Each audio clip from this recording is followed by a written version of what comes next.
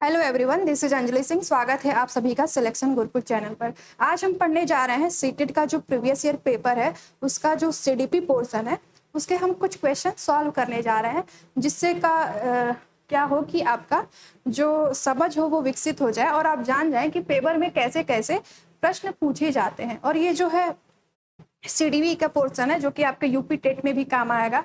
अगर आप बिहार में पेपर दे रहे हैं तो उसमें भी काम आएगा और एस्टेट में भी काम आ सकता है, क्योंकि ये जो चाइल्ड डेवलपमेंट का जो चैप्टर है, जो पूरा सब्जेक्ट है, वो हर टीचिंग लेवल पर हर टीचिंग एग्जाम में पूछा जाता है। तो ये जो फ्री वीडियोज हैं वो आपको प्रोवाइड किए जा रहे हैं चीज़ों को समझने के लिए। आप लोगों को क्लास कैसी लगती है वो ज़रूर बताइए और कमेंट भी करिए कि आप लोगों को क्या पढ़ना है क्या नहीं पढ़ना है। और सिलेक्शन गुरुकुल चैनल को सब्सक्राइब कर लीजिए, वीडियो को एक बार देखिए, समझिए और उस हिसाब से वीडियो को लाइक करिए और शेयर करिए। तो चलिए हम लोग क्लास शुरू करते हैं। ये जो है 2023 का सीडीपी का जो पेपर है सीटेट का, जो कि बहुत इंपॉर्टेंट है। इसका जो पहला क्वेश्चन है ये इंग्लिश में है, जो लोग इंग्लिश वाले हैं वो ये देख सकते हैं। और ये दूसरा हिंदी में है। कथन ए है, सभी बच्चों को बचपन में खेलने के अवसर और समय नहीं मिलता है। तो क्या ये कथन सही है? जी हाँ, बिल्कुल सही है, क्योंकि हर बच्चा, हर किसी का परिवार ऐसा नहीं होता है कि वो बचपन में खेल पाए। ठीक है, कुछ बच्चे ऐसे होते हैं जो बचपन में ही मजदूरी कर लेते हैं, कुछ बच्चे अनाथ होते हैं, कुछ बच्चे के माँ बाप बहुत गरीब होते हैं जिससे वो मजदूरी करवाते हैं। तो हर बच्चे का जो है बचपन खेलने के अवसर और समय नहीं मिलता है। तो ये जो कथन है वो बिल्कुल सही है। ठीक है, कथन ए इज राइट। और तर्क क्या है इसका? सामाजिक और सांस्कृतिक संदर्भों के आधार पर बच्चे बचपन को अलग अलग तरह से अनुभव करते हैं। तो ये भी बात सही है कि जो हमारा समाज है, जैसे कि भारत आप लोग देखते हैं विविधताओं का देश है, यहाँ भाषाएं अलग हैं, यहाँ पर जातियां अलग हैं, धर्म अलग है। साउथ में आप जाएंगे, दक्षिण भारत में, तो वहाँ की जो संस्कृति है, सभ्यता है, वो अलग है, वहाँ का खान पान और लैंग्वेज अलग है। और जो यूपी में है वो अलग है, दिल्ली का है अलग है, नॉर्थ इंडिया में अलग है। और ईस्ट इंडिया में आप जाएंगे, असम में जाएंगे, मेघालय में जाएंगे, मिजोरम में जाएंगे, तो वहाँ देखेंगे वहाँ की जो चीज़ें हैं, संस्कृति है, नाच है और जो नृत्य वाली चीज़ें हैं, खान पान वाली चीज़ें हैं, वो भी अलग है। इसमें यही कहा गया है कि सामाजिक और सांस्कृतिक संदर्भों के आधार पर बच्चे बचपन को अलग अलग तरह से अनुभव करते हैं। यानी अगर आप हिंदू धर्म के हैं तो आप देखते होंगे आपका जो संस्कृति वो अलग है, आपके त्योहार अलग है, आपकी भाषाएं, आपकी किताबें, वेद पुराण अलग है। अब मुस्लिम है तो देखेंगे वो लोग कुरान पढ़ते हैं, और जो क्रिश्चियन है वो बाइबल पढ़ते हैं, उनके त्योहार अलग है, वो लोग क्रिसमस डे मनाते हैं। सिखों का अलग है। इसमें यही कहा गया है कि हर बच्चा जिस घर में वो पैदा हो रहा है उसकी जो सांस्कृतिक विभिन्नताएं हैं वो अलग है, इवन भाषा भी अलग है। भारत में भी आप देखते होंगे संविधान में 22 भाषाएं स्वीकृत की गई हैं। तो इस तरह से ये जो कथन है और ये तर्क है ये दोनों सही है। तो इसका ऑप्शन क्या हो जाएगा? ए और आर दोनों सही है और आर सही व्याख्या करता है ए की। तो इसका ऑप्शन नंबर 1 जो है सही हो जाएगा। अगला क्वेश्चन देखते हैं, क्वेश्चन नंबर 2। ये सभी प्रश्न आपके पूछे गए हैं, ये रिस्पॉन्स सीट ही है किसी का जो मैं आप लोगों को पढ़ा रही हूँ। इंग्लिश में ये प्रश्न आप लोग देख लीजिए। Which of the following statement are correct regarding child development? कौन सा कथन जो है सही है चाइल्ड डेवलपमेंट यानी बच्चे के विकास में? इसका हिंदी वाला हम देख लेते हैं। बच्चों के विकास के संदर्भ में निम्न में से कौन सा कथन सही है? तो इसमें बच्चों का संज्ञानात्मक और सामाजिक विकास केवल उसके वातावरण पर निर्भर करता है। तो सबसे पहली बात, आप ऑप्शन एलिमिनेट कैसे करेंगे? तो जो ऑप्शन होता है वो चाहे यूपी टेट हो, सीटेट हो या फिर कोई भी एग्जाम हो, उसमें जब केवल आ जाता है तो 99% टाइम, इवन 100% टाइम जब केवल आ जाता है तो वो ऑप्शन गलत हो जाता है। तो आप देख रहे हैं इस ऑप्शन में केवल है, यानी ये भी जो है ऑप्शन गलत है। दूसरा केवल अनुवांशिक, ये देख रहे हैं आप लोग दूसरे ऑप्शन में, तो ये भी गलत है। बच्चों के विकास में आनुवंशिकता व वातावरण एक दूसरे से परस्पर अंतःक्रिया करते हैं। और चौथा क्या है? बच्चे के विकास के विभिन्न आयामों में आनुवंशिकता व वातावरण का अलग अलग प्रभाव पड़ता है। तो ये जो ऑप्शन है और ये जो ऑप्शन है ये दोनों बिल्कुल सही हैं। जो बच्चे का विकास होता है उसमें अनुवांशिकता यानी हेरिडिटी और एनवायरनमेंट, ये दोनों बहुत इंपॉर्टेंट रोल प्ले करते हैं। और ये जो एक बच्चे का विकास है वो इन दोनों फैक्टर पर ही डिपेंड करते हैं, यानी कि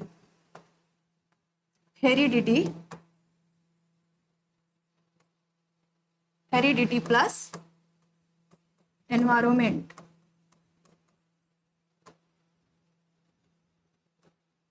ठीक है, बच्चे का विकास जो है इन दोनों चीजों पर निर्भर करता है। अब चौथा क्या है, बच्चे के विकास के विभिन्न आयामों में आनुवंशिकता व वातावरण का अलग अलग प्रभाव पड़ता है। ये भी बिल्कुल सही है कि जो बच्चे का विकास होता है, यानी जो हमारे अंदर जीन्स है वो हमारे माँ बाप के होते हैं या फिर हमारे दादा दादी के होते हैं। तो हर बच्चे के माँ बाप का या दादा दादी का जो जीन्स है जो हमें मिलती है हमारे पूर्वजों से वो अलग है, इसलिए बच्चे का विकास भी अलग होता है। प्लस इसका जो वातावरण है, यानी जैसे हमने बताया कि हमारे भारत में या हर देश में विविधताएं हैं, तो उनका संस्कृति अलग है, समाज अलग है, परिवार अलग है, तो हर बच्चे का विकास अलग तरीके से होता है, अलग अलग घर में सेम नहीं होता है, इसलिए ये भी ऑप्शन सही है। तो कौन सा ऑप्शन है इसमें, थर्ड और फोर्थ कहाँ दिया हुआ है, इस ऑप्शन नंबर 3 इसका सही हो गया। ऐसे एक एक करके हम सभी क्वेश्चन को समझेंगे। अगला क्वेश्चन देख लेते हैं, question number 3। The process of development is multi dimensional uniform linear static. जो हमारे विकास का जो प्रक्रिया होती है वो कैसे होती है, बहुआयामी होती है या फिर एक रूपी होती है या रैखिक होती है या स्थिर होती है। तो जो हमारा विकास होता है वो एक दिशा में नहीं होता है, वो कई सारे मतलब दिशा एक स्टेप बाय स्टेप वो चरणबद्ध है कि ठीक है, पहले हमारे जब बच्चा जो है गर्भ में होता है तो पहले उसके मस्तिष्क का विकास होता है, उसके बाद जो उसकी शरीर की संरचनाएं हैं उसका विकास होता है। लेकिन जो विकास की जो प्रक्रिया है वो एक जैसे ये नहीं है कि बस हमारा हाथ बढ़ रहा है तो एक ही हाथ बढ़े जा रहा है, पैर बढ़ रहा है तो एक ही पैर। जो हमारा बहुआयामी होता है, यानी हमारा विकास चारों तरफ से होता है, यानी हम जो केंद्र से है ऊपर नीचे दाएं बाएं, यानी हमारे जब हाथ बढ़ते हैं तो दोनों दिशाओं में, जैसे ये हाथ बढ़ रहा है तो ये भी बढ़ रहा है, तो हमारा जो विकास होता है बहुआयामी होता है। और हमारा शरीर तो बढ़ता ही है जिसे हम ग्रोथ कहते हैं, साथ में हमारा जो कॉग्निटिव डेवलपमेंट है जो जीन पियाजे ने दिया हुआ है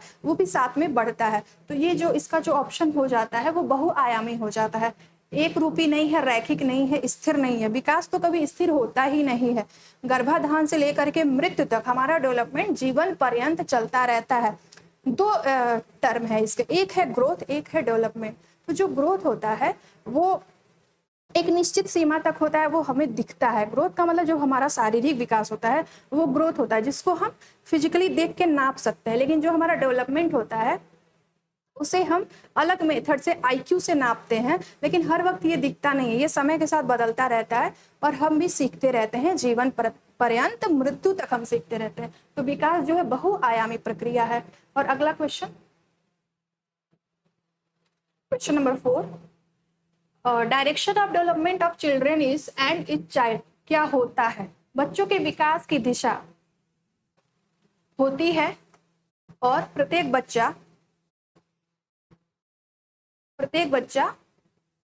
एक जैसी अपनी गति से विकसित होता है, अलग अलग अपनी गति से विकसित होता है, एक जैसी समान रूप से विकसित होता है, अलग अलग समान रूप से विकसित होता है। तो बच्चों के जो विकास की दिशा होती है वो एक जैसी ही होती है, ठीक है, यानी हर बच्चा एक स्ट्रेटेजिक रूप में नेचर के तरफ से एक ही दिशा में बढ़ता है, लेकिन जो अलग अलग होती है, यानी जो स्पीड है डेवलपमेंट की वो अलग अलग होती है। एक मतलब अगर कोई बच्चा, कुछ बच्चे जो है जल्दी सीख जाते हैं, कुछ बच्चे बहुत स्लो लर्नर्स होते हैं, तो इसे एक वर्ग में बांटा गया है आईक्यू के हिसाब से। मान लीजिए किसी का आईक्यू 40 के आसपास है तो इसको हम लोग कहते हैं कि मूर्ख है या फिर जड़ बुद्धि के कैटेगरी में वो आता है। अगर किसी का आईक्यू 120 है, 120 से 140 के बीच में है, जैसे कि कौटिल्य के आपने नाम सुना होगा, उसकी आईक्यू अधिक है, 140 के आसपास है, तो यानी वो स्पेशल चाइल्ड है, वो प्रतिभावान बच्चा है, ठीक है। तो बच्चों के जो विकास की दिशा है, यानी पहले हमारे मस्तिष्क का, हाथ पैर का,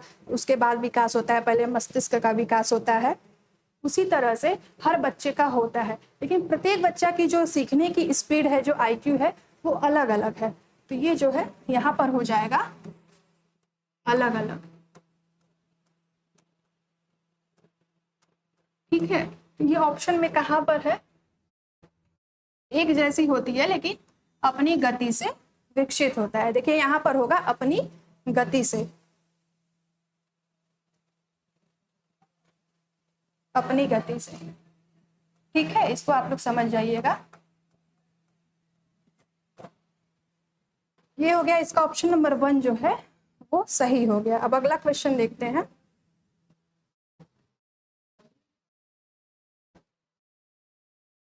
अगला क्वेश्चन है question number 5। Proximodistal principle of development is related to physical development, cognitive development, emotional development, personality development. जो विकास का समीप दूरभिमुखी सिद्धांत होता है वो किससे संबंधित होता है? तो जो विकास का समीप दूराभिमुख मतलब क्या होता है? यानी जब बच्चा या कोई भी, पहले तो बच्चे का ही विकास होता है तभी हम इतने बड़े होते हैं, तो इसका विकास जब केंद्र से दूर की तरफ होता है, यानी समीप से दूर की तरफ, यानी जब हमारा विकास होता है वो, मान लीजिए ये कुछ है तो ये केंद्र से इस तरफ होता है, बाहर की तरफ, दूर की तरफ, तो ये हमारा शारीरिक विकास होता है, केंद्र से दूर की तरफ। ठीक है, संज्ञानात्मक विकास हमारे दिमाग का होता है जो कि जीन पियाजे का है। इमोशनल इंटेलिजेंस अलग चीज है, और व्यक्तित्व विकास इसे, ये अलग चीज है, ये अलग टॉपिक है। फिर है अगला question, Which of the following agencies are important secondary agencies for socialization for adolescents? यानी किशोरों के समाजीकरण के लिए निम्नलिखित में से कौन सी संस्थाएं महत्वपूर्ण द्वितीयक संस्थाएं हैं?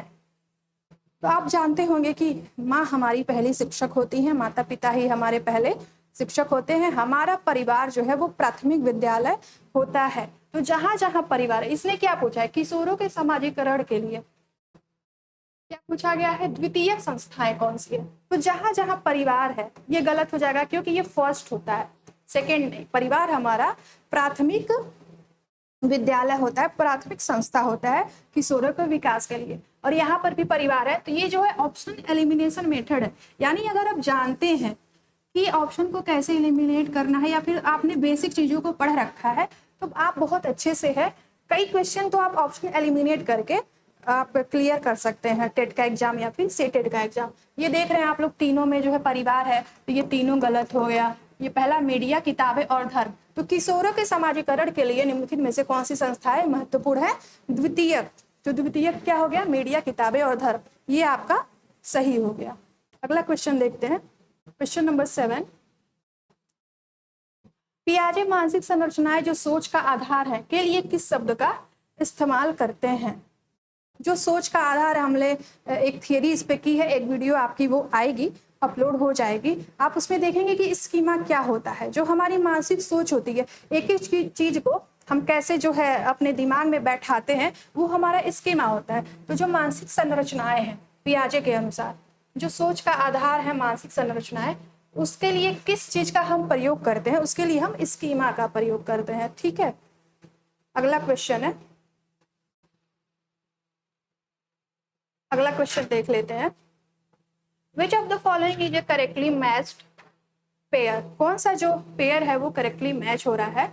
संवेदी चालक अवस्था, संरक्षण व क्रमबद्धता के कौशल, ये जो है गलत है आपका। पूर्व संक्रियात्मक अवस्था, कल्पित, ये ब्लर है थोड़ा, परिकल्पित निगमनात्मक तर्क, मूर्त संक्रियात्मक अवस्था, तर्क का मूर्त समस्याओं पर प्रयोग, अमूर्त संक्रियात्मक अवस्था, प्रतीकात्मक कार्यों की शुरुआत और जीववादी सोच। इसमें से कौन सा सही हो जाएगा? आप लोगों ने एक थियरी की जो क्लास है उसमें पढ़ेंगे कि जो क्या क्या जो ये 4 जो डेवलपमेंट स्टेजेज हैं उसमें क्या क्या विशेषताएं होती हैं। सेंसरी मोटर में क्या विशेषताएं होती हैं, यानी कि संवेदी संक्रियात्मक अवस्था में, और फॉर्मल स्टेज में क्या है, प्री ऑपरेशनल, कंक्रीट ऑपरेशनल में क्या है, ये सभी चीजें आप पढ़ेंगे। इसका जो तीसरा ऑप्शन है यानी मूर्त संक्रियात्मक अवस्था, यानी बच्चा जब जो है किसी मूर्त चीज को, किसी ठोस चीज को जिससे देखता है और जिसे वो छू सकता है, उसमें जो है तर्क का डेवलपमेंट होता है। इसकी एज क्या होती है? 7 से 11 वर्ष की एज में बच्चे का प्री ऑपरेशन नहीं, कंक्रीट ऑपरेशनल होता है स्टेज। इसमें उसको लॉजिक जो है किसी चीज को देख करके लॉजिक का विकास होता है। अगला क्वेश्चन क्या है?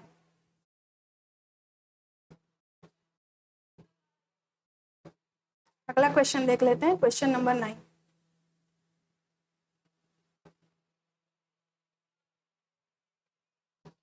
हिंदी वाला कहाँ है वो देख लेते हैं, कुछ बच्चों को दिक्कत हो रही होगी इंग्लिश में। पियाजे के सिद्धांतों के अनुसार स्थगित अनुकरण व नाटकीय खेल करने की क्षमता बालक द्वारा संसार को संवेदी चालक परिप्रेक्ष्य में देखने के चरण से आगे बढ़कर संसार को के आधार पर संज्ञान करने की ओर ले जाती है। यानी पियाजे ने सिद्धांत दिया था जो बच्चा है वो किसी चीज को देख करके कैसा रिएक्शन करता है, क्या वो सोचता है, उसके आधार पर क्या वो क्रियाएं करता है, तो उसे क्या कहा जाता है। नाटकीय खेल करने की क्षमता यानी किसी वस्तु को देख करके वो अपने दिमाग में किस तरह से छाप बनाता है, किस तरह से सोचता है, उसे क्या कर, इसके लिए कौन सा वर्ड है। तो जो ये 0 से 2 वर्ष के बीच के जो बच्चे होते हैं संवेदी संक्रियात्मक अवस्था वाले, सेंसरी मोटर स्टेज वाले, उसमें होता है वस्तु स्थायित्व, यानी बच्चे जो है वस्तु का छाप बना लेते हैं अपने दिमाग में और उस हिसाब से वो सोचते हैं। जो कि बच्चे बहुत छोटे होते हैं तो वो तर्क का तो निर्माण कर नहीं पाते हैं, तो वो उस वस्तु की छाप अपने दिमाग में बना लेते हैं और उस हिसाब से वो रिएक्शन देते हैं किसी चीज को संसार में, उसी को हम वस्तु स्थायित्व बोलते हैं। अगला देख लेते हैं question. Mahira believe that right and wrong are externally controlled and accept the rules of authority figures at which level of Kohlberg's moral understanding is same. Mahira का मानना है कि सही व गलत का नियंत्रण बाहरी कारकों से होता है और वह प्राधिकरणों के द्वारा लागू किए गए नियमों को स्वीकारती है। वह कोलबर्ग के नैतिक सिद्धांत, तो देखिए कोलबर्ग ने एक सिद्धांत दिया था नैतिकता का सिद्धांत, मोरल वैल्यू का सिद्धांत, जो कि आप थियरी में पढ़ेंगे। तो ये जो माहिरा है वो किस स्टेज पे है, तो एक होता है कि हम मान लेते हैं कि समाज में जो कहा गया है वो सही है, एक होता है हम मान लेते हैं कि समाज में जो कहा गया है वो गलत है या लोगों ने अपने अपने द्वारा चीजों को बनाया हुआ है। लेकिन जब एक टाइम ऐसा आता है कि हम जब समझ जाते हैं कि नियंत्रण बाहरी कारकों से होता है, वो प्राधिकरणों के द्वारा लागू किए गए नियमों को स्वीकारती है, तो जो बाहरी नियंत्रण सही और गलत, तो जब वो माहिरा सोच लेती है कि जो ये सही और गलत की जो अवधारणा है वो बाहरी कारकों से द्वारा निर्धारित होती है, तो ये किस स्टेज पर है, तो ये उत्तर संक्रियात्मक स्टेज पर है। आप जब थियरी पढ़ेंगे इसकी, उसमें आपको एक एक चीज बहुत अच्छे से पढ़ाई जाएगी, ठीक है। अगला क्वेश्चन है, सॉरी उत्तर संक्रियात्मक नहीं, उत्तर पारंपरिक होता है ये। पारंपरिक मतलब ये हो गया कि जो उत्तर पारंपरिक, पोस्ट ट्रेडिशनल, यानी जो पहले से समाज में चला आ रहा है वो इससे आगे निकल चुकी है, उसका विकास उसके दिमाग का इतना हो चुका है कि वो इससे आगे निकल चुकी है और सही गलत जो है बाहरी चीजें हैं वो इसको समझ चुकी है। तो पारंपरिक चीजों को वो एकदम से ना मानते हुए सही गलत को समझ चुकी है, इसे उत्तर पारंपरिक स्टेज कहते हैं। अगला क्वेश्चन है,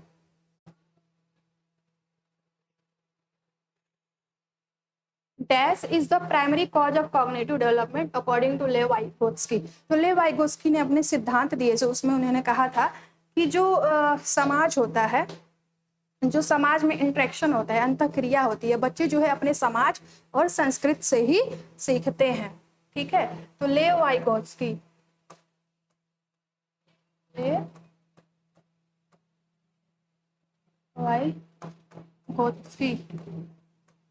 ठीक है। तो ये एक जो है साइकोलॉजिस्ट है, उन्होंने बोला था बच्चे समाज और संस्कृत, समाज और संस्कृत से सीखते हैं, ठीक है। और बच्चों का जो विकास होता है इसमें समाज का और संस्कृति का बहुत बड़ा रोल है। उन्होंने ये बोला था कि प्राथमिक कारण क्या है, विकास का प्रमुख कारण क्या है। इसका जो आंसर हो जाएगा, यहाँ पर आप देख रहे होंगे, सामाजिक अंतःक्रिया, यानी जब बच्चा समाज में अंतःक्रिया करता है तो वो उससे सीखता है, वही उसके विकास का प्राथमिक कारण है। ये है जो आपका आंसर है, तीसरा ऑप्शन वो सही हो जाएगा। अगला क्वेश्चन देखते हैं, क्वेश्चन नंबर 12 है, The idea that language facilitates cognitive development has been proposed by, इसका हिंदी वर्जन देख लेते हैं। यह विचार की भाषा के संज्ञानात्मक विकास को सुगम बनाती है, किसके द्वारा प्रस्तावित किया गया था। तो आपने जीन पियाजे थ्योरी में आप पढ़ेंगे कि जो भाषा होता है वो व्यक्ति या बच्चे के विकास में बहुत सहायता करता है और ये हमारे मेंटल डेवलपमेंट को बहुत अच्छा बनाता है। भाषा का मतलब होता है संज्ञानात्मक विकास, यानी ये हमारे तर्क की क्षमता, सीखने की जो क्षमता होती है, जब भाषा का विकास होता है वो बहुत अच्छे से होता है। जी मान लीजिए अगर आपको 2 से ज़्यादा लैंग्वेज आते हैं, 1 से ज़्यादा लैंग्वेज आते हैं, यानी आपकी जो सीखने की क्षमता है वो अधिक है। तो जितनी ज़्यादा भाषाएं आती हैं यानी आपका जो IQ है वो अच्छी है, आपकी सीखने की जो क्षमता है वो अच्छी है। तो जीन पियाजे ने ये बोला था कि भाषा का जो संज्ञानात्मक विकास है वो सुगम बनाती है। ये जीन पियाजे ने बोला था, भाषा जो है आपके संज्ञानात्मक विकास यानी आपकी बुद्धि को वो अच्छी बनाती है। क्वेश्चन 13, अकॉर्डिंग टू ले वाइगोस्की, देखिए ये दोबारा एक क्वेश्चन पूछा गया है, सेम एग्जाम में 2 क्वेश्चन ले वाइगोस्की से पूछेगा, ये जो कि ये बहुत बहुत इंपॉर्टेंट है और एक क्लास में ये जो थियरी है आपको पढ़ाई जाएगी, बहुत अच्छे से ये पढ़ाई जाएगी। Are very important to facilitate cognitive development of children. Lev Vygotsky के अनुसार बच्चों के संज्ञानात्मक विकास को प्रभावित करने वाले कारक बहुत से महत्वपूर्ण है। प्रभावित करने के लिए बहुत महत्वपूर्ण है, क्या बहुत महत्वपूर्ण है? तो ले वाइगोस्की के अनुसार जो सांस्कृतिक उपकरण है वो जो है बच्चों के संज्ञानात्मक विकास के लिए बहुत ही इंपॉर्टेंट है। ले वाइगोस्की जहां भी टर्म आएगा तो जहां भी आपको ऑप्शन में दिखेगा सांस्कृतिक उपकरण, समाज, संस्कृति, तो यहाँ पे ले वाइगोस्की हो जाएगा। और जहां भाषा की चीजें आएंगी, भाषा जो है हमारे संज्ञानात्मक विकास में बहुत इंपॉर्टेंट रोल प्ले करता है, तो वो वहां पर हम जीन पियाजे को टिक करेंगे। अगला क्वेश्चन है, इसका जो आंसर है ऑप्शन नंबर 4 हो जाएगा, सांस्कृतिक उपकरण। क्वेश्चन नंबर 14 क्या है, ये देखिए, राम में जगहों को पहचानने व उसके अनुरूप संचालन करने जैसे कि नौचालन के कौशल हैं। हावर्ड गार्डनर ने के सिद्धांत के अनुसार राम के किस बुद्धि की मात्रा अधिक है? यानी हावर्ड गार्डनर जो थे उन्होंने बहुबुद्धि का सिद्धांत दिया था। हर किसी में कई प्रकार की बुद्धि होती है, जैसे गणित सॉल्व करने की, तर्क करने की क्षमता, एक संगीतमय जो आपकी बुद्धि होती है, और एक तर्क करने की क्षमता, गणितीय बुद्धि होती है। एक प्राकृतिक रूप से आप कितने हैं, एक भौतिकी रूप से आपकी दिमाग का विकास कैसे हुआ है। तो उन्होंने 6 टर्म दिए थे, बहुबुद्धि का सिद्धांत दिया था किसने? हावर्ड गार्डनर ने। तो इसमें क्या हो जाएगा, तो देख रहे हैं आप, जगहों को पहचानने और संचालन करने, यानी जो इंसान जगहों को पहचान रहा है प्राकृतिक चीजों को देख करके, तो उसकी कौन सी बुद्धि होगी? इसका आसान सा है कि ये प्रकृतिवादी हो जाएगा। ठीक है, अगर कोई किसी चीज को गाना गाने से रिलेटेड होता, संगीत से होता, तो वो संगीत में हो जाता। किसी स्थान को किसी एक स्पेसिफिक स्थान को लेकर के होता तो वो स्थानिक हो जाता, और किसी व्यक्ति को लेकर के होता, उसके बारे में कोई विशेषताएं होती तो वो अंतः व्यक्तित्व हो जाता। लेकिन इसमें राम को जगहों को पहचानने और नौचालन के कौशल हैं, तो इसका क्या हो जाएगा? प्रकृतिवादी हो जाएगा। अगला क्वेश्चन है, इन्होंने जो है सिद्धांत दिया था बहुबुद्धि का सिद्धांत, बहुबुद्धि का सिद्धांत। ठीक है, ये हावर्ड गार्डनर ने दिया था। अगला क्वेश्चन हम देख लेते हैं, क्वेश्चन नंबर 15, और ये आपका लास्ट क्वेश्चन है। इसके आगे का हम लोग अगली क्लास में करेंगे।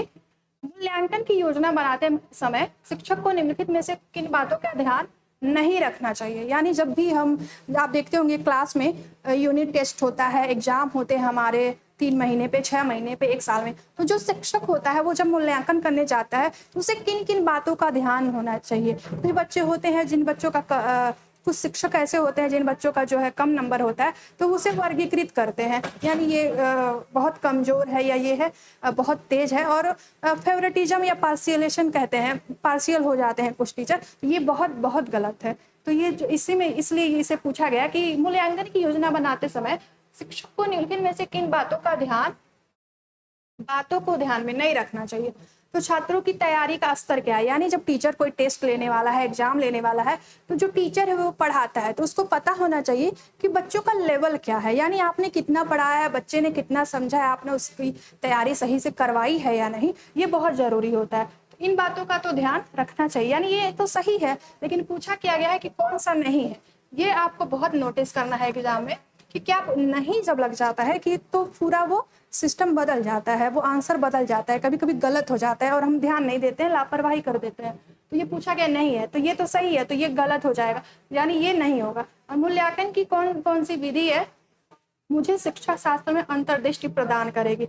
यानी कि मूल्यांकन की भी कई विधियां होती हैं। एक जो है प्रैक्टिकल करा के मूल्यांकन किया जाता है, एक ऑब्जेक्टिव मेथड होता है, ऑप्शनल मेथड। आप लोग देखते होंगे कि आजकल जो सेमेस्टर के एग्जाम होते हैं ग्रेजुएशन के सेमेस्टर लेवल पर, वो और बीएड के भी ऑब्जेक्टिव प्रश्न बन रहे हैं और लिखने वाले की संख्या बहुत कम कर दी गई है। क्यों ऐसा किया गया है? क्योंकि जब हम सब्जेक्टिव यानी रिटन फॉर्म में जब हमारा एग्जाम होता है तो वो कुछ टीचर्स अलग तरीके से नंबर देते हैं, तो उसमें जो एक वस्तुनिष्ठता होती है, एक जो बार बार जो हम उसको बोलते हैं कि बारंबारता होती है जो चेक करने की, हर टीचर जब चेक करता है उसमें जो हमारा मूल्यांकन है वो अलग अलग आता है। हमारे नंबर्स जो है कम आते हैं, किसी में अधिक आते हैं, क्योंकि हर टीचर को जो वो सोच रहा है उसके हिसाब से अगर आंसर होता है तो सही होता है। अगर बच्चे ने किसी और तरीके से उस आंसर को लिख दिया, भले वो सही हो, और टीचर को वो बातें समझ नहीं आ रही, उसके विचार अलग हैं और बच्चे के विचार अलग हैं, तो वो नंबर हमारा कम हो जाता है। इसलिए ये चीज़ें बनाई गई हैं कि कई विधियों का प्रयोग किया जाए मूल्यांकन में, जिससे कि जो बच्चे की क्षमता है उसको अच्छे से मापा जा सके। तो ये सही है, लेकिन नहीं पूछा गया है। तो मैं छात्रों का तीसरा क्या है, मैं छात्रों का नामीकरण व पृथकीकरण कैसे कर सकता हूँ? तो ये जो ऑप्शन है वो पूरा गलत है, क्योंकि हमें, और यही पूछा गया कौन सा नहीं रखना चाहिए, तो यही सही हो जाएगा। ठीक है, क्योंकि जो हमारा टीचर होता है वो कभी भी, हमारा मेन उद्देश्य ये नहीं होना चाहिए कि हम पढ़ा रहे हैं, मूल्यांकन कर रहे हैं तो बच्चों को कैसे अलग करें। बच्चों को बांटना नहीं है, किसी वर्ग में किसी चीज में बांटना नहीं, कैटेगरी A2 फिर किसी उच्च वर्ग निम्न वर्ग, ये कोई जाति व्यवस्था नहीं है। ठीक है, ये बहुत गलत चीजें हैं। इस तरह से शिक्षक को ये करना चाहिए मूल्यांकन की कई विधियों को अपनाएं, बच्चे जो अपना प्रदर्शन कर रहे हैं उसमें अच्छे से उनको मार्क्स दे, उसमें कभी भी बच्चे को नीचा ना दिखाया जाए, किसी वर्ग में ना बांटा जाए कि ये मूढ़ बुद्धि का है, इसकी IQ कम है, या फिर ये प्रतिभावान बच्चा है। सभी को ले करके चलना है। समावेशन एक चैप्टर है, वो पढ़ाया जाएगा आपको कि चाहे कोई भी बच्चा हो, सभी को एक साथ ले करके पढ़ाना है। ठीक है, इसका ये सही हो जाएगा, चूंकि नहीं पूछा है इसलिए। तो आज की क्लास हम यही बंद करते हैं। उम्मीद है आप लोगों को क्लास पसंद आया होगा, और चैनल पर आने के लिए बहुत बहुत थैंक यू।